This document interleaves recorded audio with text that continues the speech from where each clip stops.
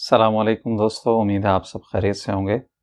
آج پھر ایک نئے موضوع کے ساتھ حاضر خدمت۔ دوستو، امریکہ کی ایک ریاست میں ایک بوڑھا گزشتہ 20 سال سے اپنے سامنے ایک بڑا کانسا رکھے بھیک مانگ رہا ہوتا ہے اور ہر آنے جانے والے سے ایک ہی سوال کرتا ہے کہ اللہ کے نام پر کچھ دیتے جاؤ۔ ایک دن ایک اجنبی اسی رستے سے گزرتا ہے اور بابا اس سے وہی سوال کرتا ہے کہ اللہ کے نام پہ کچھ دیتے جاؤ۔ وہ اجنبی رکتا ہے اور بابا سے کہتا ہے کہ بوڑھے شخص، تو نے کبھی اس کانسے کے اندر جھانک کے دیکھا ہے؟ تو بوڑھا شخص کہتا ہے، ہاں، اس میں دیکھنے کا کیا فائدہ؟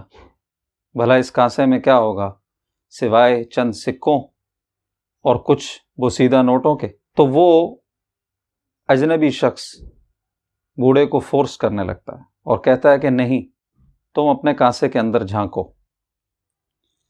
تو وہ بوڑھا جب اس کانسے میں جھانکتا ہے تو وہ حیران رہ جاتا ہے کہ کانسے کے اندر ڈھیر سارے سونے کے سکے پڑے ہوتے ہیں۔ دوستو، ہم میں سے اکثر لوگ زندگی کا بہت سارا حصہ دوسروں سے مانگنے میں گزار دیتے ہیں، اور یوں ہماری ذات میں چھپے سونے کے سکوں سے ہماری نظر دور سے دور تر ہوتی چلی جاتی ہے۔ خود اعتمادی کے سکے، خود یقینی کے سکے، بنا کسی کے مدد کے اپنا مقام بنانے کے سکے۔ کبھی آپ نے غور کیا کہ پھول اور پودے صرف باغوں یا باغیچوں میں نہیں کھلتے کہ جہاں پر لاکھوں روپے کی کھاد خرچ کر کے ان کی نگہداشت کے لیے تجربہ کار مالی رکھے جاتے ہوں، بلکہ صحرا میں دبا ایک بیج بھی ٹائم آنے پر ٹنوں مٹی کو اکھاڑ پھینکتا ہے اور اپنے ہونے کا ثبوت دیتا ہے۔ اور ہم تو اشرف المخلوقات ہیں،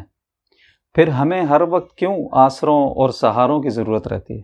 کہیں ایسا تو نہیں کہ اس بوڑھے بزرگ کی طرح باکس تو ہمارا بھی ڈھیر سارے سونے کے سکوں سے لبریز ہو، لیکن ہم نے کبھی سر جھکا کر اس میں جھانکنے کی زحمت ہی نہ کی ہو؟ چلیں آج سے اپنے اندر چھپے سونے کے سکوں کی تلاش شروع کرتے ہیں، اور اگر سکے ملیں تو بتانا مت بھولیے گا۔ اپنا خیال رکھیں۔